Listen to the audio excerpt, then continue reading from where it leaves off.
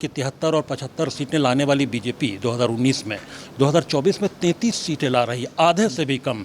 जमीनी स्तर पर बीजेपी का कार्यकर्ता नहीं रहता, जमीनी स्तर पर आरएसएस के डेडिकेटेड लोग होते हैं। नमस्कार, भारत एक्सप्रेस देख रहे हैं आप, आपके साथ मैं हूं उज्जवल मिश्रा। उत्तर प्रदेश में 2027 में विधानसभा चुनाव लगा हुआ है और इसी विधानसभा चुनाव के मद्देनजर जो मुख्य तौर पर उत्तर प्रदेश में बीजेपी की ओपोनेंट पार्टी मानी जा रही समाजवादी पार्टी मुख्य विपक्षी दल की भूमिका में है, उसकी भी तैयारियां तेज हैं। पीडीए फॉर्मूले को लेकर अखिलेश यादव लगातार चल रहे हैं और हर जगह अखिलेश यादव जहां दौरा करते हैं वहां 2027 की याद जरूर दिला देते हैं। अब उसी के साथ एक बड़ी खबर यह है कि आरएसएस प्रमुख आजकल यूपी के दौरे पर हैं।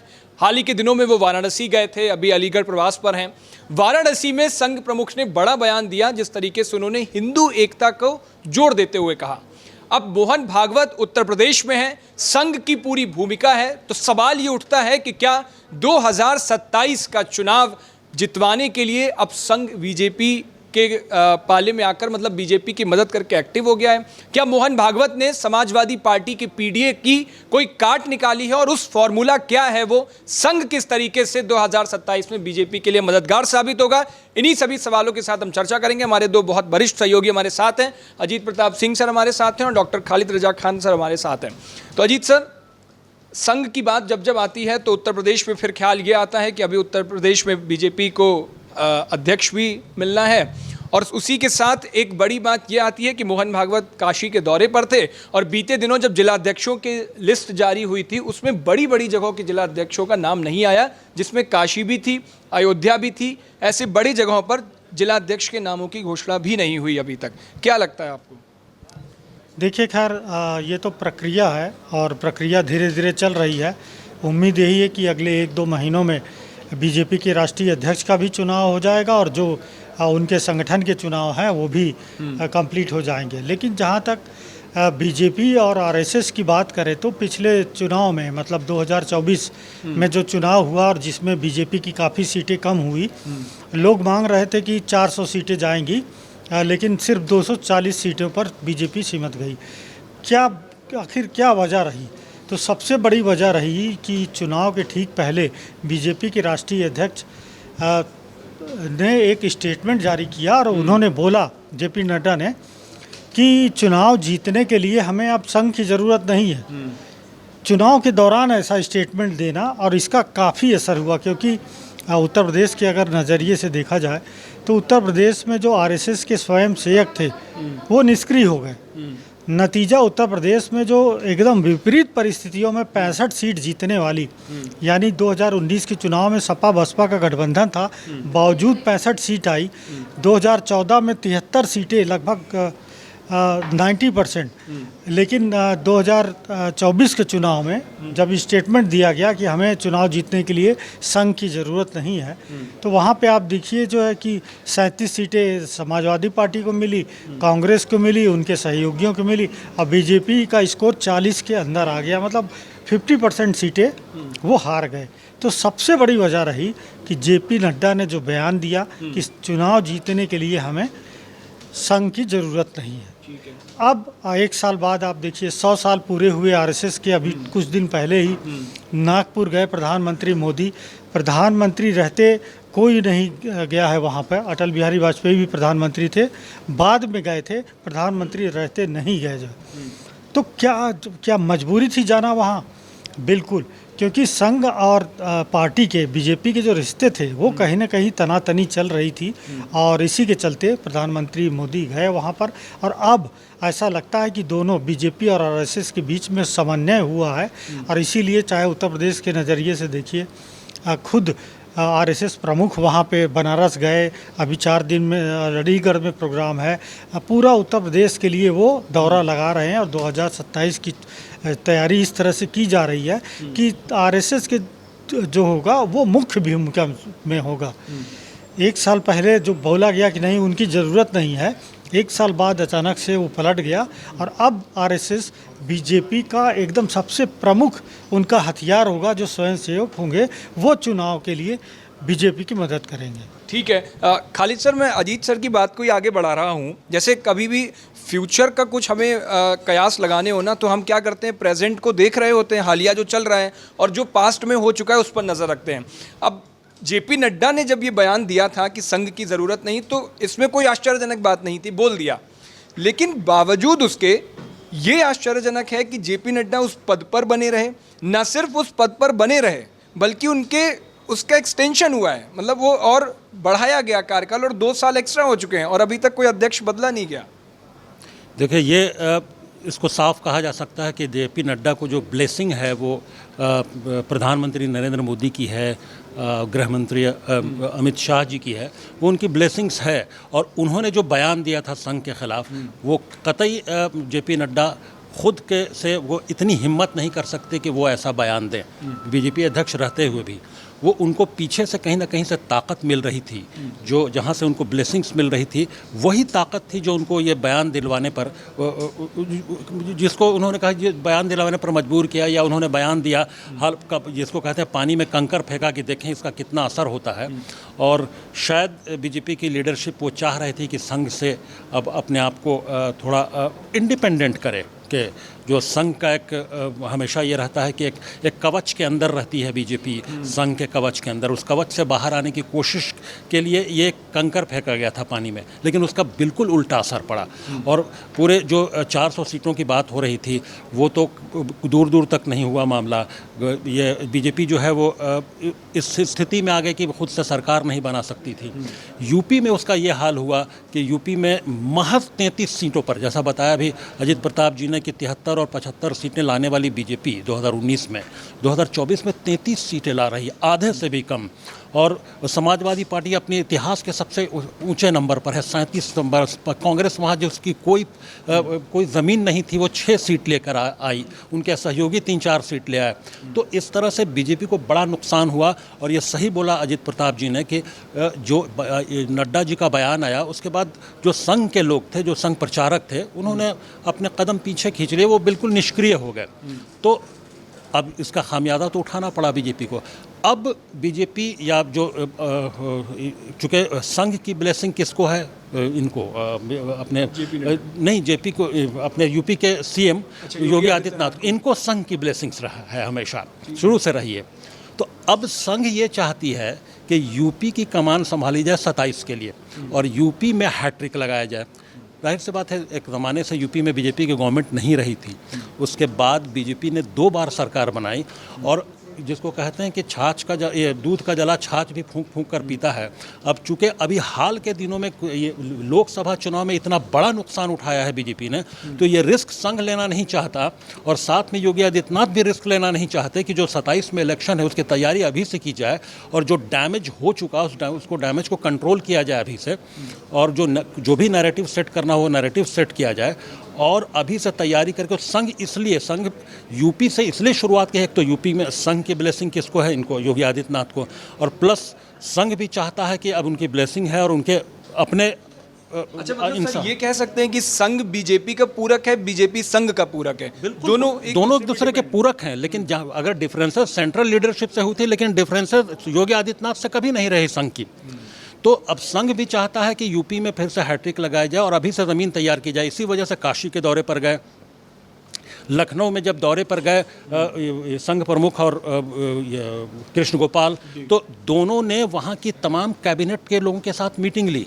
और तमाम जो बड़े संघ थे आरएसएस के, जो जैसे किसान महासंघ, मजदूर महासंघ और इस तरह से तमाम जो छोटी छोटी इकाइयाँ हैं, जो फ्रंटल ऑर्गेनाइजेशंस जिसको कहते हैं, वो जो हैं संघ के, उनके साथ मीटिंग की। यहाँ तक कि कई मंत्रियों के साथ मीटिंग की। तो वो किस लिए मीटिंग की कि फिर आर्थिक सतह पर क्या है, योगी आदित्यनाथ को ये इंस्ट्रक्शन दिया गया कि आप जितनी भी खाली रिक्त पदें हैं उनको भरिए, और तमाम जो नौकरी का मामला, जहाँ तो सरकारी जो भी रिक्त पदें हैं, उस तरह से तमाम रोज़गार का मामला, बेरोज़गारी को दूर करने की बात की। ये सब इंस्ट्रक्शंस हैं संघ प्रमुख के। तो तमाम तरह से तैयारियां चल रही हैं कि 2027 में किसी भी तरह से, और चूँकि 2027 में वो तैयारी इसलिए भी ज़रूरी है कि पीडीए का कार्ड चल गया था उनका, अखिलेश का और समाजवादी पार्टी का, जो पिछड़ा, दलित और अल्पसंख्यक का जो मामला था, वो उसकी ऐसी लहर हुई और उन्होंने संविधान को बचाने की बात करके दलितों को जोड़ लिया, उन्होंने अम्बेडकरवादी बनकर दलितों को जोड़ लिया। तो इसका नुकसान, इसका खामियाजा उठाना पड़ा बीजेपी को लोकसभा इलेक्शन में। सिर्फ ये नहीं था कि संघ के लोग निष्क्रिय हो गए और उन्होंने एक्टिव पार्टिसिपेशन नहीं दिखाया, उसके साथ साथ उस निष्क्रियता, जो संघ के लोगों की निष्क्रियता थी, उसका फ़ायदा उठाते हुए अखिलेश यादव ने पीडीए कार्ड खेला जो कामयाब हो गया। तो अब उस पीडीए कार्ड की काट के लिए भी अभी से तैयारी हो रही है कि तमाम जो हिंदू हैं उनको कैसे एक छत्र इस पे सर आप में विस्तार से आऊँगा। एक सवाल सर खालिद सर का जैसे आया ना, तो आपने जैसे उत्तर प्रदेश में जब विधानसभा चुनाव या लोकसभा चुनाव जो हुआ था अभी हाल ही में, जिसमें संघ को लेकर बड़े टकराव किया जा रहा है, तो आपने तो बड़े नज़दीक से कवर किया। उस पर एक सवाल ये आ रहा है कि जब जेपी नड्डा का ये बयान आया तो एक तो बात खालिद सर ने कही कि संघ के लोगों ने अपने पैर पीछे खींच लिए, लेकिन क्या ऐसा भी हुआ था कि संघ के कुछ लोगों ने बीजेपी की कई सीटें हरवाने में भी मदद की? मतलब एक पैर पीछे खींच लेना और एक अपनी ताकत लगा देना कि ये सीट हार जाए।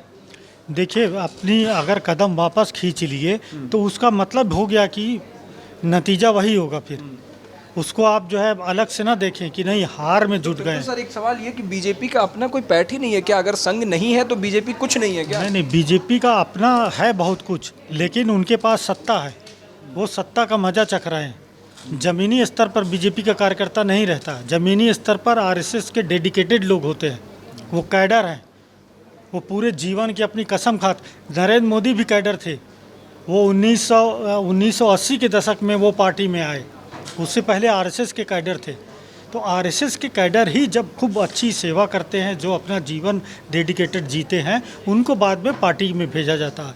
अब पार्टी में आने के बाद वो लोग जो है सत्ता की मलाई चाटने लगते हैं। सत्ता की मलाई जो चाट रहा है तो उसको ज़मीनी हकीकत कहाँ पता होती है, क्योंकि जमीन पद वो जमीनी हकीकत से उतना ही दूर होता है। देखिए, प्रधानमंत्री नरेंद्र मोदी हालांकि बहुत, देखिए ऐसा प्रधानमंत्री हम लोगों ने देखा नहीं 40-45 साल में, कितनी मेहनत करते हैं बिना छुट्टी लिए, लेकिन अब वो बड़े नेता हैं, लोग उनसे जुड़े हुए हैं, काफ़ी उनके समर्थक हैं। लेकिन हर जगह कि स्टेट में भी और सेंट्रल में भी, दिल्ली का चुनाव हो, उत्तर प्रदेश का चुनाव हो, तमिलनाडु का चुनाव हो, गुजरात का चुनाव, हर जगह वो चुनाव नहीं जिता सकते। पंजाब का हो, जम्मू कश्मीर का हो, तो उसके लिए कुछ ना कुछ एक सेकेंड लीडरशिप होती है। जैसे उत्तर प्रदेश में मोदी एक समय बड़ा चेहरा हुआ करते थे, लेकिन आज की अगर आज बात करें हम, तो मोदी से ज़्यादा योगी जो है वहाँ प्रभावशाली हैं उत्तर प्रदेश। यस, यूपी के अंदर बीजेपी को मोदी की उतनी ज़रूरत नहीं जितना योगी की है। तो ये उनके लीडरशिप पे डिपेंड करता है। और अब तो लोग, अब चूँकि संघ की ब्लेसिंग है, जैसा कि खालिद भाई बता रहे थे कि संघ जो हमेशा बड़ा चेहरा मानता है योगी आदित्यनाथ को, लेकिन चूंकि अब मोदी उनके सबसे प्रिय अमित शाह हैं, तो अगर मोदी मान लो इस साल रिटायर होते हैं या आगे चलकर भी कभी रिटायर होते हैं, तो मोदी चाहते हैं कि उनके अमित शाह बनेंगे प्रधानमंत्री, लेकिन संघ चाहता है कि नहीं योगी बनेंगे। और यही कसमकस के बीच में देखिए अध्यक्ष नहीं बन पा रहा है। ये है अंदर की बात। बिल्कुल बिल्कुल। ठीक है, एक सवाल सर जो खालिद सर से पूछा था वही मैं आपसे पूछना चाहता हूँ, और चाहता हूँ कि उस पर आपकी एनालिसिस क्या है। वही वाला सवाल, जब जेपी नड्डा ने बयान दिया था तो वो आश्चर्यजनक नहीं था। आश्चर्यजनक ये है कि जेपी नड्डा ना सिर्फ उस पद पर बने रहे, बल्कि उसके बाद तक अभी तक कोई अध्यक्ष नहीं बदला। देखिए पार्टी में तो एक छत्र राज्य इस समय मोदी जी का है। अब मोदी जी के शिष्य हैं अमित शाह, इन दोनों के अलावा तो फिर तीसरा नंबर नहीं। शिष्य हैं कि दोस्त हैं? नहीं, दोस्त नहीं, शिष्य है। शिष्य हैं और पूरा हर कुछ जो है मतलब उन्हीं के हिसाब से चलता है। मोदी जी जो कहते हैं उसको इम्प्लीमेंट अमित शाह जी करते हैं। तो और नड्डा जी भी इन्हीं दोनों के ब्लेसिंग से हैं, ऐसा थोड़ी कि बाहर से हैं जो। तो संघ की ब्लेसिंग, संघ की ब्लेसिंग नहीं, बीजेपी के अध्यक्ष के ऊपर तो संघ का। अब देखिए कौन सा नया चेहरा आएगा तो उससे पता चलेगा कि संघ की ब्लेसिंग थी कि नहीं। यही तो लड़ाई है ना कि मोदी अमित शाह चाहते हैं किसी और को, संघ बोल रहा है नहीं किसी और को। उसी कसमकस के बीच ये खिंचता चला जा रहा है, इनका एक्सटेंशन होता चला जा रहा है। इसलिए बहुत बड़ी कहानी है। अभी देखिए अध्यक्ष कब बनता है, कब होता है।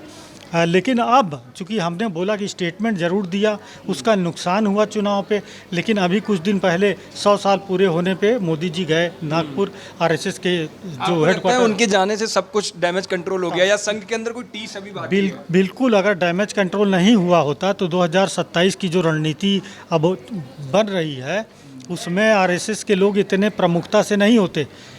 संघ प्रमुख तो चल ही रहे हैं, लेकिन जो कृष्ण गोपाल जी हैं जो कि नॉर्थ के इंचार्ज हैं, उन्होंने अभी आर्थिक समन्वय बैठक की जिसमें खालिद भाई ने बताया कि यूपी कैबिनेट के बहुत सारे लोग थे। बहुत बड़ी जो है मीटिंग थी जिसमें ये कहा गया कि सरकारी नौकरियां तुरंत भरी जाएं, ये कदम उठाए जाएं। तो संघ के एक्टिव होने का सीधा मतलब हुआ कि प्रधानमंत्री मोदी जब नागपुर गए हेडक्वार्टर, तब वहाँ जो मतलब खाई थी उसे पाटने की कोशिश की गई है। और अब संघ भी कमर कस चुका है बीजेपी के साथ कि हम उत्तर प्रदेश में 27 में, चूँकि संघ की पसंद का मुख्यमंत्री है, ये मोदी जी की पसंद नहीं है, ना अमित शाह की पसंद है, ये संघ की पसंद है आदित्यनाथ, और संघ की ब्लेसिंग है, इसलिए संघ पूरा एक्टिव रहेगा वहाँ पे। ठीक है खालिद सर, अब आ जाते हैं जरा 2027 के चुनाव पे, जिसमें पीडीए की बात। नहीं, आप पीडीए की इससे पहले जो अजीत प्रताप जी बोल रहे थे उसमें मैं ये ऐड कर दूं कि अगर हैट्रिक लग गया, जैसा कि इन्होंने बताया कि पूरी ब्लेसिंग्स है योगी आदित्यनाथ को, अगर 27 में योगी आदित्यनाथ जीत कर फिर मुख्यमंत्री बनते हैं तो फिर 29 में क्या होगा सब लोग अंदाज़ा लगा सकते हैं। फिर 2029 में फिर जब मोदी जी रिटायर हो रहे होंगे तो संघ का उत्तर प्रदेश में एक्टिव होना सिर्फ 2027 के लिए नहीं है, 2029 के लिए। यूपी को ग्राउंड बना के 2029 भी निशाना है। यहाँ पे एक तीर से दो निशाना है कि 27 में योगी आदित्यनाथ को मुख्यमंत्री भी बनाना है और 29 में क्या बनाना है योगी आदित्यनाथ को, यह संघ अभी उसकी तैयारी शुरू हो गई है संघ की। इसीलिए संघ इतने जिसको कहते हैं तूफानी दौरे पर है। सिर्फ अभी काशी का दौरा किया संघ प्रमुख ने, फिर ऐसी संघ को क्या मतलब अट्रैक्शन है? कुंवारे लोग ज़्यादा पसंद आते हैं संघ को क्या? नहीं, देखिए, एक तो संघ का अपना है कि भाई ब्रह्मचर्य का पालन और ये वो तमाम चीज़ें जो बेसिक चीज़ें हैं जो वो लोग फॉलो करते हैं। उसके अलावा देखिए एक लीडरशिप जो एग्रेसिव लीडरशिप, जो एग्रेसिव फेस है लीडरशिप का, हिंदुत्व का, वो योगी आदित्यनाथ में है। और वो संघ शुरू से ऐसे जिसको जो फायर ब्रांड लीडर हैं उनको प्रमोट करता है। तो इसमें कोई दो राय नहीं कि योगी आदित्यनाथ एक फायर ब्रांड चेहरा हैं जो संघ की पॉलिटिक्स को सूट करता है। और संघ यकीनी तौर पर इसी वजह से संघ की पूरी बैकिंग है। और अगर उसके साथ साथ जो सेंट्रल लीडरशिप है उसके साथ जो ट्यूनिंग जिस तरह की रही है संघ की, जो हो गई है, उसके लिए काउंटर करने के लिए भी संघ को कहीं ना कहीं से योगी आदित्यनाथ की ज़रूरत है। तो ये सब एक इक्वेशन का खेल है। ये सब खालिद सर, एक सवाल और है। जैसे 2027 में जिस तरीके से पीडीए अखिलेश यादव ने जब बनाया, उसका फॉर्मूला दिया पिछड़ा, दलित, अल्पसंख्यक, फिर एक जगह आया अगड़ा भी एक जगह बोल दिया था ऐसे अखिलेश यादव ने। तो अब संघ को ये पता लग गया है कि जातियों में बंटने वाला खेल है। अभी तक संघ हिंदुत्व की बात कर रहा था, अब जातियों में बंटने, इसको पाटना भी जरूरी है, तो हिंदुत्व को एक करना है। फिर कई जगहों पर मोहन भागवत का स्टेटमेंट मुझे याद आता है, जब उन्होंने जैसे मस्जिद की खुदाई का बड़ा दौर चल रहा था उस वक्त में, तब उन्होंने कहा था कि पुरानी चीज़ें गड़े मुर्दे उखाड़ने का कोई मतलब नहीं है। संघ ने कई बार, आप जिस तरीके से कह रहे हैं कि एग्रेसिव वाला, हिंदुत्व वाला, आपको नहीं लगता संघ में उस चीज़ को थोड़ा बैलेंस करने का इस बार इस दौर में ये चला है? कई बार संघ ने ये भी कहा है, मुस्लिमों को लेकर के भी बयान दिया है कि वो भी संघ से जुड़ने के लिए एक अलग विंग बनाई जाएगी, ऐसा एक भी एक ऑलरेडी एक विंग है जो मुस्लिम राष्ट्रीय मंच है। हाँ, तो जो संघ का ही है वो। अगर आप जैसे कह रहे हो कि एग्रेसिव जो हिंदुत्व वाला उन्हें पसंद आते हैं, तो लेकिन संघ तो ऐसा नहीं करता है। संघ तो नहीं, देखिए, संघ का एक एग्रेसिव जो फायर ब्रांड लीडरशिप है, उसका फेस, कि उस फेस के साथ साथ एक बैलेंस मेंटेन करने की कोशिश मोहन भागवत ने हमेशा कोशिश की है। जब से ये आए हैं, तमाम पिछले जितने भी संघ संचालक रहे हैं, उनमें मुझे लगता है कि ये सबसे बैलेंस्ड इनका अप्रोच रहा है देश में माहौल को ठीक करने में, या जो भी है एक समन्वय बना के चलने में तमाम जो धर्म के लोग हैं और तमाम जातियों के दरमियान। तो वो एक अच्छा रोल उन्होंने प्ले किया है। अब बात हो रही थी पीडीए की, तो अब पीडीए का नुकसान उठाना पड़ा है। तो अब अभी जो मोहन भागवत गए वहाँ काशी में और लखनऊ में, तो उन्होंने हमेशा एकदम खुलकर कहा कि किसी भी जाति का कोई हो, उसको मंदिर, पानी और शमशान, ये तीन से कोई नहीं रोक सकता। तो अब आप समझिए कि मंदिर, पानी और शमशान, ये सबका बराबर अधिकार है। तो ये पीडीए की एक कार्ड भी है। और साथ में जो वो उधर पीडीए है, तो इधर एसपीडी जिसको कहते हैं, स्वर्ण पिछड़ा और दलित, ये एसपीडी कार्ड करने की कोशिश है कि एकदम ये बिल्कुल पीडीए बनाम एसपीडी, ये इक्वेशन आ चुका है। तो अब समझ सकते हैं कि यूपी में जो इक्वेशन कैसा काम हो रहा है और किस दिशा में संघ अब काम करने की कोशिश कर रहा है। फिर इसी कड़ी में अभी 17 तारीख को 17 से लेकर 21 तक तकरीबन 4 से 5 दिन अलीगढ़ में है सरसंघचालक, और अलीगढ़ में सिर्फ ये नहीं है, और अलीगढ़ में उनका प्लान सिर्फ यही नहीं, अलीगढ़ मुस्लिम यूनिवर्सिटी के बहुत सारे प्रोफेसर से मीटिंग का भी प्लान है। एएमयू को लेकर बीते दिन बहुत मुद्दा चला। जी, एएमयू को लेकर मुद्दा भी चला, और एएमयू के कई 20 से 25 प्रोफेसर से मिलने का प्लान है, जिसमें से 3-4 के साथ कंसेंट मिल चुका है कि उनसे मुलाकात होगी। सिर्फ यही नहीं है, तो अब आप ये सोचें कि 5 दिनों का उनका जब स्टे जो होगा, उसमें सिर्फ वो प्रदेश के और अलीगढ़ के आसपास के कि पॉलिटिक्स को डील नहीं कर रहे होंगे, साथ में मुसलमानों को कैसे जोड़ना है, अलीगढ़ मुद्दे पर क्या उनका स्टैंड होगा, ये इस पर भी वो अपने विचार रखने वाले हैं। तो सिर्फ जातियों की काट नहीं, संघ इस बार कोशिश करेगा कि जो मुस्लिम वक्फ की वजह से और तमाम बिल की वजह से जो मुस्लिम बीजेपी से चिटका, इसको भी साथ लाने की कोशिश इस बार संघ की पूरी तरीके से रहेगी। और पीडीए का कार्ड तो मोहन भागवत उत्तर प्रदेश में है ही, और इसको निकालने की कोशिश कर ही रहे हैं। आपको क्या लगता है, क्या वाकई में जिस तरीके से लोकसभा चुनाव में हुआ उसके बाद अब संघ के अंदर से वो टीस निकल गई है, अब संघ बीजेपी के साथ एकजुट होकर काम कर रहा है, और क्या इसका नतीजा 2027 में क्या दिखेगा? अपनी राय हमें कमेंट बॉक्स में जरूर बताइएगा। देश और दुनिया की बाकी तमाम खबरों के लिए देखते रहिए भारत एक्सप्रेस।